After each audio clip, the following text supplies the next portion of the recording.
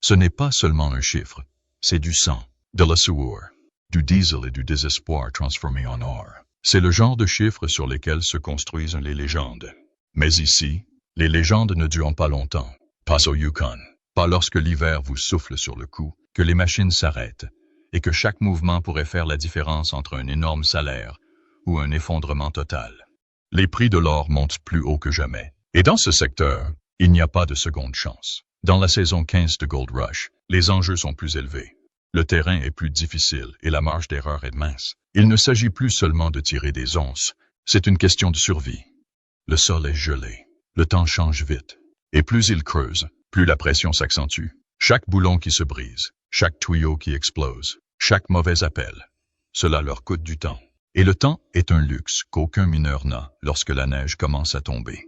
L'hiver approche, rapide et impitoyable, et désormais chaque décision pourrait être celle qui assurera un avenir, ou y mettra fin pour toujours.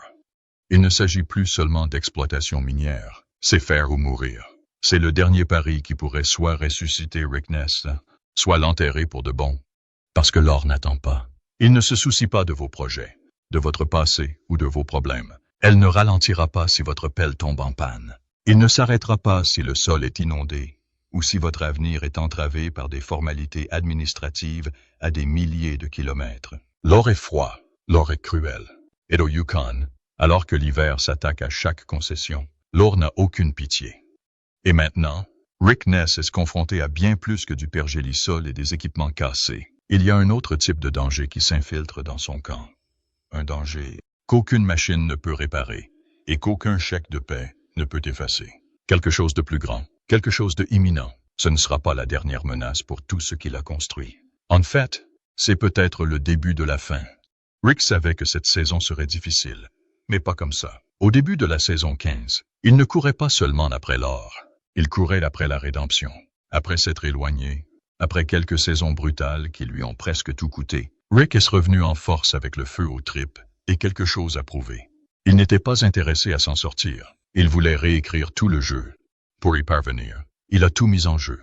Plus d'1 million de dollars de son propre argent ont été investis dans une nouvelle entreprise audacieuse. Une nouvelle revendication appelée Vegas Valley. Nouveau terrain, de nouveaux rêves, de nouveaux risques. Et pendant un instant, il sembla que cela pourrait réellement fonctionner. La semaine dernière, l'équipe de Rick a récolté 670 000 $ en or. Ce n'est pas seulement une victoire, c'est un coup de tonnerre. Mais dans le Klondike, la foudre ne frappait jamais sans une tempête derrière elle. Et voilà que la tempête est arrivée. Et ce n'est pas seulement de la neige ou du vent. C'est quelque chose de bien pire, les droits sur l'eau. L'avenir à long terme de Rick dépend d'un site appelé Duncan Creek, une concession qui pourrait définir la prochaine phase de sa carrière minière. Il compte là-dessus. Il s'y est investi. Mais il y a un problème, et il est énorme. Le permis d'eau. Sans ce permis, Duncan Creek est mort. Pas d'eau, pas d'écluse, pas d'or. Et sans or, il n'y a pas de lendemain. À l'heure actuelle, le permis est toujours dans les limbes, et il n'y a aucune garantie. Tout ce que Rick a construit, tout ce sur quoi il parie, tout se résume à un seul document, posé sur le bureau de quelqu'un, quelque part loin du froid du Yukon. L'horloge tourne, la glace s'étend, et Rick Ness manque de temps. Tandis que Rick Ness luttait contre les formalités administratives du gouvernement à Vancouver, à des centaines de kilomètres de la revendication du Yukon, son équipe était engagée dans un type de bataille très différent.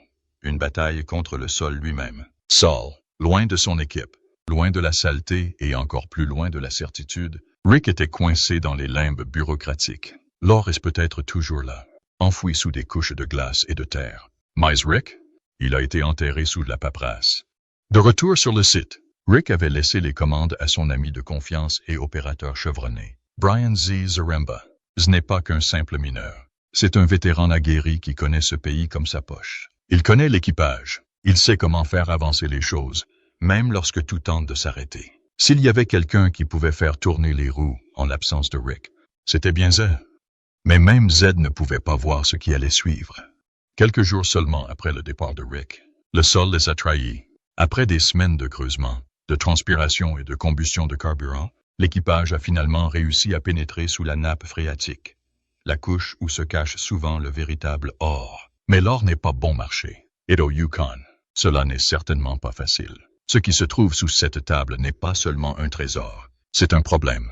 Vint à bord l'eau, un filet, puis un suintement, puis une poussée. La tranchée s'est remplie plus rapidement que prévu et, en rien de temps, le site de fouille s'est transformé en marécage. La boue coulait de toutes parts, pampas tendues, les tuyaux éclatent, la coupure s'est inondée rapidement, et avec elle, tout leur temps, leur carburant et leur argent ont été emportés. Ils avaient un choix à faire et n'avaient pas le temps d'hésiter. Il a orienté l'opération vers Raleigh Valley, dans l'espoir de remporter une victoire supplémentaire sur le même terrain où Rick avait autrefois touché un énorme salaire. Ce patch avait une histoire. Il avait déjà été livré. Mais l'exploitation minière ne se soucie pas de votre passé. Elle ne répond qu'au présent. Et maintenant, les choses s'écroulaient. Le chargeur, un élément essentiel de l'ensemble de leurs opérations, est tombé en panne. Alors que le temps passait et que les options s'épuisaient, l'équipage s'est dépêché. Dans un geste audacieux et désespéré, ils ont arraché un capteur du véhicule côte à côte personnel de Rick, juste pour que la machine continue de fonctionner. Ce n'était pas une solution. C'était une bouée de sauvetage. Ce n'était pas seulement une réflexion intelligente. C'était un instinct de survie surmené. Pendant ce temps, Buzz Lago, le contremaître pragmatique de Rick et l'épine dorsale de l'opération, n'acceptait pas l'optimisme. Il avait vu trop de saisons se détériorer. La tension montait. Les esprits se tendaient. Avec le départ de Rick, le ciment qui unissait l'équipe a commencé à se détacher. Les doutes se sont glissés. Les murmures se sont transformés en disputes. Le moral qui régnait autrefois dans le camp de Rick commençait à se briser. Buzz s'est vu confier une tâche presque impossible. Creuser plus profondément, drainer les eaux de crues montantes et, d'une manière ou d'une autre, récupérer la coupe, tout en regardant l'or s'écouler heure après heure. Chaque seconde perdue était une nouvelle perte de salaire. Chaque jour qui passait érodait leur confiance. Et le pire de tout, cela a vidé leur espoir. Lorsque Rick est finalement revenu de Vancouver, son visage disait ce qu'aucun mot ne pouvait dire. Pas de permis d'eau, pas de feu vert, aucune garantie de quoi que ce soit. Juste plus d'attente, plus de risques et moins de temps pour que tout compte. Il avait parcouru tout ce chemin à la recherche de la seule chose qu'il ne pouvait pas exploiter, un avenir. Et il est revenu les mains vides. La frustration était vive, du genre qui ne pèse pas seulement sur vos épaules. Elle s'enroule autour de votre poitrine et vous serre jusqu'à ce que vous ne puissiez plus respirer. Et quand est venu le temps de la pesée hebdomadaire, la réalité a frappé comme un coup de poing dans le ventre. 122,82 onces, un peu plus de 320 $. Pour tout autre équipage, cela aurait pu être une raison de se réjouir. Mais pas pour l'équipe de Rick, pas après tout ce qu'ils avaient vécu. C'était moins de la moitié de ce dont ils avaient besoin, et loin de ce qu'il leur faudrait pour atteindre leur objectif de la saison. Ils sont encore courts, à plus de 200 onces de la ligne d'arrivée. Et maintenant, l'hiver ne frappe plus. C'est enfoncé cette foutue porte. Les températures baissent, les jours raccourcissent, l'équipement est en panne, le sol gèle plus vite qu'ils ne peuvent creuser. Et avec chaque panne, chaque cible manquée et chaque tempête qui arrive des montagnes, le moral qui maintenait autrefois l'équipage ensemble commence à se briser. L'or est toujours là, mais le temps ne l'est pas. Et le pari à long terme de Rick pourrait s'effondrer sous ses yeux. Mais voici ce que vous devez savoir sur Rick Ness. Il n'abandonne pas. Il ne court pas. Pas quand le sol gèle, pas quand l'or lui glisse entre les doigts, et pas quand les probabilités crient qu'il s'en va. Il ne s'agit pas seulement d'onces. Il s'agit de survie. Il s'agit de savoir si un homme peut lutter contre le froid, la montre et ses propres doutes, tout en détenant l'or. Parce qu'au Yukon, il n'y a qu'une seule règle. Finissez fort ou ne finissez pas du tout. La légende s'effondre. Lorsqu'une machine tombe en panne au Yukon, elle ne s'arrête pas simplement de fonctionner. Cela emporte avec lui un morceau d'histoire. C'est ce qui est arrivé à Parker Schnabel cette semaine. Après 12 longues saisons de concassage de roches, de lutte contre le froid et de collecte de plus de 34,0 onces d'or, Big Red est abandonné. Cela représente plus de 53 millions de dollars de saleté transformés en gloire, désormais réduit au silence par le claquement d'une barre de tension. Aucun avertissement, aucune pitié, juste la fin d'une époque. Pour Parker, il ne s'agissait pas seulement d'une panne mécanique, c'était personnel. Big Red avait été son cheval de guerre, son partenaire silencieux dans chaque victoire majeure depuis ses débuts sur la concession. Le voir s'effondrer n'était pas seulement un mauvais timing, ce fut un coup de poing qui a été dur, surtout à l'approche de l'hiver et de son compte d'or qui n'était pas là où il aurait dû être. Mais Parker ne s'est pas figé. Il a pivoté. Son équipage était déjà profondément enfoncé dans la tranchée du pont, l'une des dernières parcelles de terrain dégelées, offrant un réel potentiel de rémunération. La saleté semblait prometteuse. Lui et son bras droit, Tyson Lee, récupéraient la paix décongelée et l'injectaient dans Big Red, en priant pour qu'elle tienne un peu plus longtemps. Ce n'est pas le cas. Lorsque les barres de tension se sont brisées, l'ensemble de l'installation de lavage s'est déformé. Les écrans se sont effondrés. Les opérations se sont arrêtées net. Dans la plupart des endroits, cela signifierait la fin de la saison. Mais pas pour Parker. Au lieu de cela, il a appelé Bob. Cette usine de lavage a une largeur d'écluse beaucoup plus grande, et c'est donc ce qui devrait augmenter notre superficie et nous aider à payer tous les salaires que nous devons payer ici à Dominion et au Money Pit. C'est un peu un pari avec quelque chose qui n'a pas été testé en fin de saison, mais nous lancerons ces dés. Maintenant, Bob n'est pas n'importe quelle usine de lavage. Il est massif, construit sur mesure et est resté inactif à Sulphur Creek pendant 3 semaines. Un géant endormi dont personne ne pensait avoir besoin cette saison. Déplacer quelque chose comme Bob n'est pas facile. Ce n'est pas comme charger un camion ou remorquer une remorque. C'est une opération. Mais Parker savait ce qui était en jeu. Sous la direction de Tyson, ils ont chargé Bob sur un transporteur PCs, le genre de bête capable de déplacer des montagnes, et l'ont transporté jusqu'à Dominion Creek en seulement 8 heures. En termes miniers, c'est la vitesse de la lumière, et cela devait être le cas. Le temps, c'est une ressource plus précieuse que l'or lorsque l'hiver est à nos portes, et c'est ici que les choses commencent à changer. À la pesée, l'équipage s'est réuni pour voir si tout ce travail portait ses fruits. La dernière course de Big Red a rapporté 96,02 onces, soit environ 250 $. Un solide adieu pour une machine qui avait déjà mérité sa retraite. Mais Bob est sorti en pleine forme. Le premier nettoyage avec la nouvelle usine a produit une quantité époustouflante de 290,05 onces. Cela représente environ 766 $ en un seul coup. Et puis Roxanne, Parton d'Elbow Cut, a ajouté 276,01 onces supplémentaires au total. Au total, l'équipe de Parker a finalement dépassé la barre des 60 onces, soit une récolte d'une valeur de plus de 16 millions de dollars. Ce chiffre ressemble à une victoire, mais Parker sait mieux. Merci d'avoir fait cela. Cela signifie vraiment beaucoup. C'est une énorme quantité de terrain, une énorme quantité de logistique que nous ne sommes pas habitués à gérer et sur laquelle vous vous êtes battu. Tu as réalisé une sacrée saison, Mitch. La vérité? Dominion Creek est toujours en retard. Le terrain est bon, mais pas rapide. La couche salariale est profonde et les surcharges sont épaisses. Chaque saut prend plus de temps, plus de carburant, plus de risques. Et l'horloge de la saison est presque à court de tic. Cette semaine, il ne s'agissait pas seulement de réparer une installation de lavage en panne. Il s'agissait de réécrire un scénario en perdition, de dire au revoir à une légende et de tout mettre immédiatement dans une nouvelle machine non testée, tandis que la température baisse d'heure en heure. Parker ne pleure pas Big Red. Nous n'avons pas le temps pour cela, pas alors que des millions de personnes sont encore piégées dans la terre et que le sol pourrait geler d'un jour à l'autre. Et derrière toute cette agitation, il y a une peur tranquille, une question qui ronge chaque décision. Et si cela ne suffisait pas, parce que Parker n'essaie plus seulement d'atteindre un objectif, il essaie de sauver la saison, il essaie de sauver sa réputation. Et dans ce jeu, l'or n'est pas la seule chose en jeu. Ce chapitre n'était pas censé être un adieu, mais le Yukon ne se soucie pas de ce que vous avez prévu. Il ne vous donne que ce pourquoi vous vous battez et prend tout ce que vous hésitez à saisir.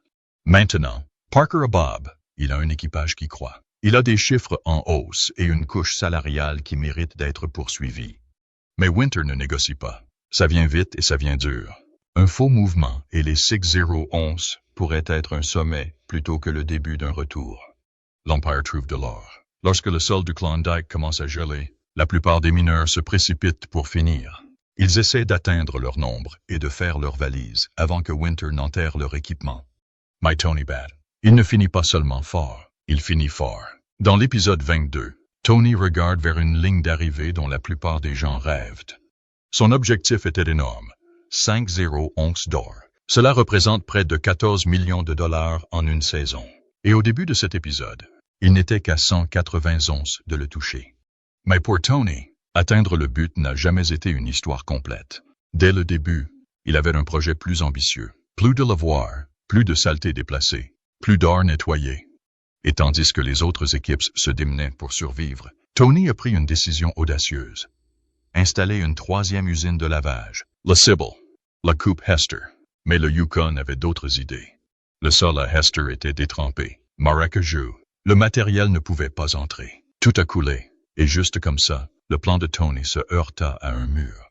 Maintenant, certains équipages auraient reculé, par les Beats. C'est une famille qui ne cligne pas des yeux lorsque les chances se compliquent. C'est alors que Monica Beats est intervenue avec un plan qui a changé la donne. Elle voulait retourner aux résidus. Les vieux tas de roches et de terre laissés par les mineurs ont disparu depuis longtemps. La plupart des gens pensent que cela ne vaut rien, mais Monica a vu quelque chose de différent. Avec la technologie actuelle, ces piles pourraient encore contenir de l'or. Tony a écouté, puis il a fait ce que seul Tony Beats ferait. Il a surpris Monica avec une toute nouvelle usine de lavage. Une bête de 500 $, construite pour manipuler d'énormes rochers et mâcher les résidus comme s'il s'agissait d'un pudding. Aucune hésitation, aucun retard. Juste un mineur légendaire qui soutient sa fille avec de l'argent sonnant et trébuchant et une confiance totale. Avec Mike Beats et son neveu Michael sur le terrain, Kevin a sa propre configuration sur Scribner. Vous avez même donné plus de responsabilité à votre cousin Mike pour surveiller les plantes de la rivière Indian. Serait-ce bien si je pouvais superviser cette entreprise et en être responsable? La famille Beats s'est enfermée. La nouvelle usine a démarré et l'or a commencé à affluer. Tout d'abord, le terrain d'écluse de l'extension Indian River Comeback Cut. Ces fouilles leur ont donné 205,8 onces d'une valeur de plus de 543 $. Cela les a poussés à dépasser la barre des 5 zéros. L'or s'est écrasé. Mais ce n'était pas fini. Le passage de Mike à Paradise Hill avait encore du feu.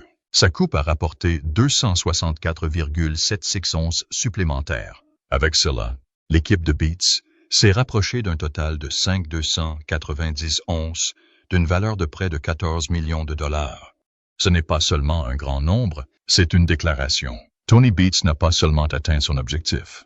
Il est passé outre, montrant à tous les mineurs du Yukon comment procéder. Mais pour Tony, il ne s'agit pas seulement d'onces ou de dollars. C'est une question de famille. Chaque grand moment de cette saison comportait une betterave. Monica apporte des idées audacieuses. Mike fait en sorte que sa part soit à la hauteur.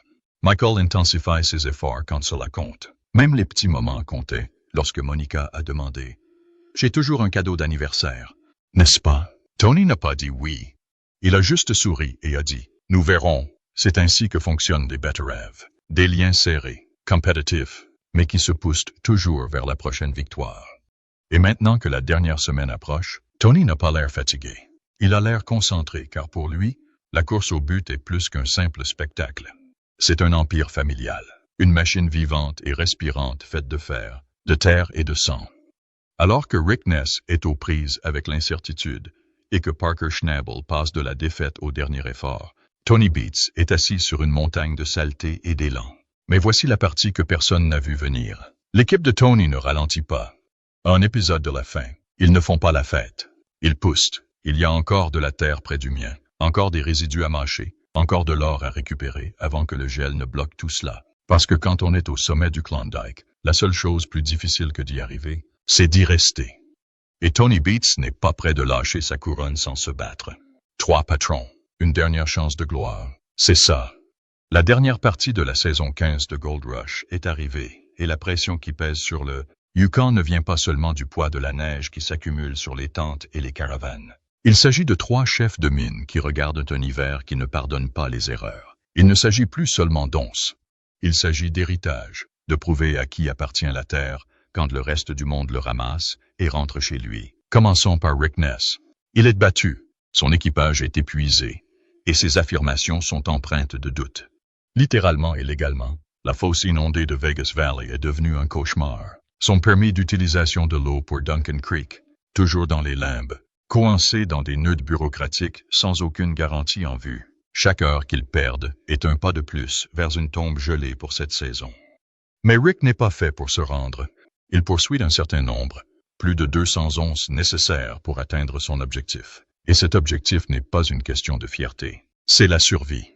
S'il ne peut pas prouver que cette affirmation est rentable, si l'or n'apparaît pas lors des pesées finales, la saison prochaine pourrait ne jamais avoir lieu. L'équipement pourrait rester garé, Les membres de l'équipage pourraient s'en aller, et Rick Ness, après avoir mis sa réputation en jeu pour plus d'1 million de dollars, pourrait voir le Yukon lui fermer définitivement ses portes. Pourtant, il reste du feu.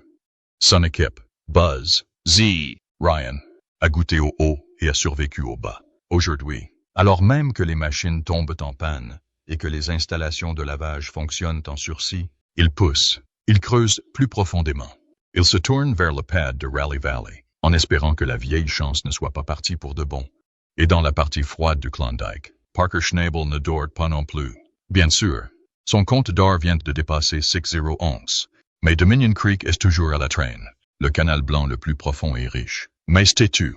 Le sortir prend plus de temps qu'il ne reste à la saison. Sa dernière arme, Bob, l'immense usine de lavage, a été transportée à une vitesse fulgurante après l'effondrement dramatique de Big Red. Jusqu'à présent, Bob a tenu ses promesses, mais une seule grande course ne suffit pas. Pas dans ce métier. Parker a besoin de cohérence. Il a besoin de ce salaire de barattage d'usine 24 heures sur 24, 7 jours sur 7, jusqu'à ce que le sol soit trop gelé pour être creusé. Le bilan émotionnel de la retraite de Big Red est encore frais. Cette usine était bien plus que du métal et des boulons. C'était un symbole, une partie du parcours de Parker. Le perdre marquait la fin de quelque chose et le début d'un pari. Vous êtes sous pression parce que Big Red a un rendez-vous avec Mud Mountain qui va arriver très vite. Et vous devez essayer d'en extraire un 500 onces là-bas, sur la piste d'atterrissage, puis de déplacer cette usine. Parker ne court plus après l'or. Il court après le temps. Et le temps, c'est la seule chose qu'on ne peut pas acheter au Yukon. Ensuite, il y a Tony Beats. Il a franchi la ligne d'arrivée. Le rêve de 5,0 onces brisé. Avec 5,290 onces et plus, la famille Beats a prouvé pourquoi elle porte la couronne. Mais Tony n'a pas envie de ralentir. Pour lui, chaque once au-dessus de cet objectif est un bonus. Mais c'est aussi un levier. Plus d'or signifie plus d'équipement la saison prochaine, plus d'investissement, plus de contrôle et plus de domination sur un territoire où la domination signifie tout. La troisième usine de lavage fonctionne bien, broyant les résidus que d'autres mineurs ont laissés derrière eux il y a des années. L'idée de Monica s'est avérée géniale. Et Tony, avec son sourire aigu et son rire bourru, le sait. Mais même le plus grand des mineurs ne peut aller plus loin. Il arrive un moment où même les plus coriaces sont confrontés à quelque chose qu'ils ne peuvent pas contrôler.